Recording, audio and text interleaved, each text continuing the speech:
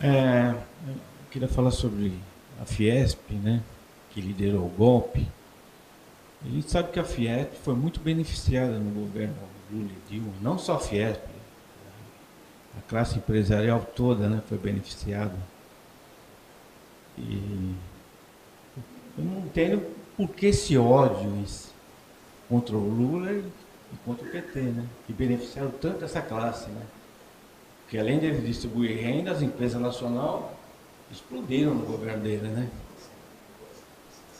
Tivemos a Vale não era nada. A Vale foi vendida por 3 bilhões aí, que ninguém queria a Vale. Os fundos de pensão que pegaram. A Embraer, ninguém queria também. Ele queria vender a Embraer, Fernando Henrique. Ninguém queria a Embraer. Os fundos de pensão pegaram também. E depois a Embraer virou a terceira potência em aviação, né? E a Vale virou a segunda potência mundial em mineração. Quer dizer, os frigoríficos viraram multinacional, entendeu? Foi uma festa. Foi uma festa, pô. Eu não entendo por que os caras têm tanto ódio do cara que levou o país para cima, o PIB triplicou, entendeu? Queria que você me explicasse isso, pô. Eu não entendo, não consigo entender. É interessante mesmo. Não, primeiramente do ponto de vista psicológico, que é uma coisa que decorre da luta social, a burguesia mais consciente, ela detesta o povo. Ela detesta, simplesmente. Decorre da luta social. A burguesia está numa luta permanente contra o povo. Ela está numa luta permanente. Se o povo se levanta, ela fica apavorada. Se o povo não se levanta, ela quer cortar até o osso a população. Então, quer dizer, é uma guerra entre a burguesia e o povo, e essa guerra, ela gera determinado tipo de expressão psicológica. Uma delas, a principal delas é essa daí. A burguesia detesta o povo. E no Brasil isso é muito profundo. Por quê? O povo é muito pobre, o país é muito tumultuado. A burguesia volta, o tempo todo está pisando em ovos aí por uma série de coisas. E as lutas organizadas da população são muito grandes.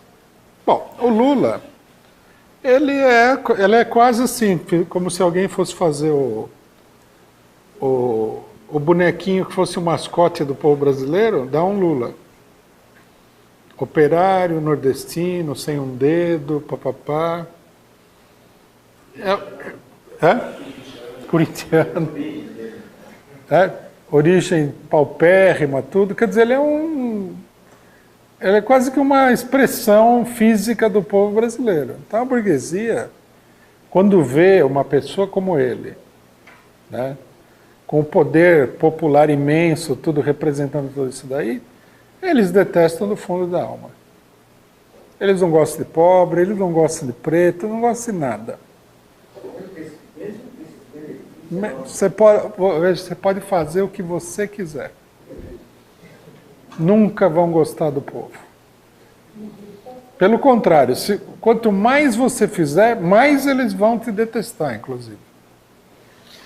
Isso do ponto de vista psicológico, né? Isso é importante entender. Muita gente não entende, porque quando você vê um cidadão que nem o Bolsonaro, que é um cidadão de classe média, mais ligado à burguesia, falar que vai metralhar a Rocinha, etc. e tal, está aí a expressão cabal do negócio. A ideia, por exemplo, de que tem que matar bandido, de que não sei o que e tal, tudo isso daí não é o... A gente fala, você vê, a PM é treinada para matar o pessoal, a pobreza, em nome de matar bandido. Mas ela é treinada por quem? Quem que criou a mentalidade? São os ricos. É a burguesia. Eles detestam o povo. Eles têm medo e eles detestam o povo. Isso daí é uma coisa permanente. Lógico que tudo na vida tem exceção. Você vai achar um rico aí que não é Assim, mas é pouca gente. A maior parte detesta. As histórias são muito abundantes, isso daí mostra. Bom, do ponto de vista político é o seguinte, a burguesia, ela, normalmente, o sistema político burguês, ele funciona com políticos que são políticos de confiança da burguesia. Então você pega aí, por exemplo, determinados políticos do MDB, do DEM, do PSDB, eles são aqueles funcionários, aqueles serviçais, né? Aqueles, como se fosse o funcionário da casa da burguesia, que ele tem confiança que a pessoa está sob o controle dele. Esse é o governo ideal da burguesia. É isso que ela gosta. Ela gosta de ter uma pessoa no governo que seja assim como um, sei lá, um FHC, que era totalmente submisso. Ou melhor ainda, os políticos do partido da ditadura na época da ditadura, sei lá, um Sarney, aquelas figuras todas. Eles gostam desse tipo de político. Qualquer político que procure ter uma trajetória própria e tudo mais, eles já desconfiam. Agora, o mundo, ele é prático. Você tem que fazer eleições. Chega na hora da eleição, o político que você gostaria que tivesse lá, não ganha eleição. O outro ganha, então você faz um acordo. Foi o que aconteceu com o Lula. O Lula, a situação já não dava mais para o Serra, que é lacaio e tal, que é capacho. A situação estava difícil, estava complicada no momento em que o Lula ganhou. Então a burguesia falou, vamos deixar o Lula ganhar e vamos fazer um acordo com ele.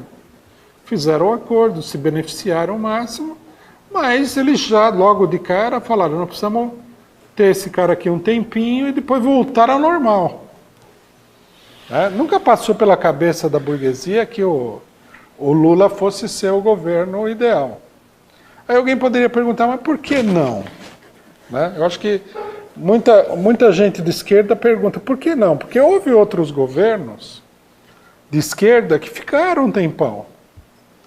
É que o problema é o seguinte, à medida que o Lula foi ficando no poder, a partir da primeira eleição, e o prestígio dele foi crescendo, ele, pela força que ele foi adquirindo, e a burguesia já sabia disso antes dele chegar ao governo, ele é sempre uma ameaça potencial. Por que a burguesia não fica aí fazendo escândalo e tal com o Ciro Gomes? Porque o Ciro Gomes não é nada. O Ciro Gomes é um político que só se elege se a burguesia apoiar, se os jornais apoiarem. O Lula é capaz de se eleger estando dentro da cadeia. Quer dizer, você percebe a pessoa que tem um poder próprio, digamos assim, e a pessoa que é como o político normal, FHC. FHC nunca teve nenhuma popularidade. Não fosse a burguesia se unificar e empurrar a candidatura goela abaixo do povo, com manobras e tudo mais, ele nunca seria presidente. Ele não tem poder nenhum. O FHC falar e um cachorro latir para a população, para a totalidade da população, é a mesma coisa. Quem que leva em consideração o que ele fala? Ninguém. O Lula já não é assim. O Lula ele tem uma influência própria sobre o povo. E isso para a burguesia é um grave problema. Todos os governantes que tiveram isso daí, eles acabaram se constituindo numa ameaça que precisava ser erradicada. Daí o conflito permanente na Argentina com o Perón, o conflito com Vargas. Esse é o problema. Se você tem poder, uma coisa que a gente tem que entender em política, que muita gente não acredita porque a pessoa é desencaminhada. É assim, se você tem uma arma, a consequência lógica disso é que você pode atirar em alguém. Você tem a arma, a arma tem bala. Se alguém te ameaçar, se alguém for um problema, você pode atirar nessa pessoa. Ninguém vai pensar assim, não, ele tem uma arma, mas ele nunca vai atirar. Como assim? Então, o Lula tem poder, ele tem uma arma. Quem que garante que ele não vai atirar? Por isso que ele é um governante indesejável. Quando ele se elegeu a segunda vez, a burguesia falou, bom, não é o ideal, mas né, é o último. Daí ele elegeu a Dilma 2 vezes, aí o pessoal olhou e falou assim, se deixar, esse cidadão toma conta do país. Ah, mas alguém fala, mas nós estamos ganhando dinheiro. Não é assim. A política dele foi mudando também no governo. Né? Quando chegou no final, eles já tinham feito aquela política com o petróleo, uma série de coisas que eles fizeram que já contrariavam o interesse do imperialismo e tudo mais.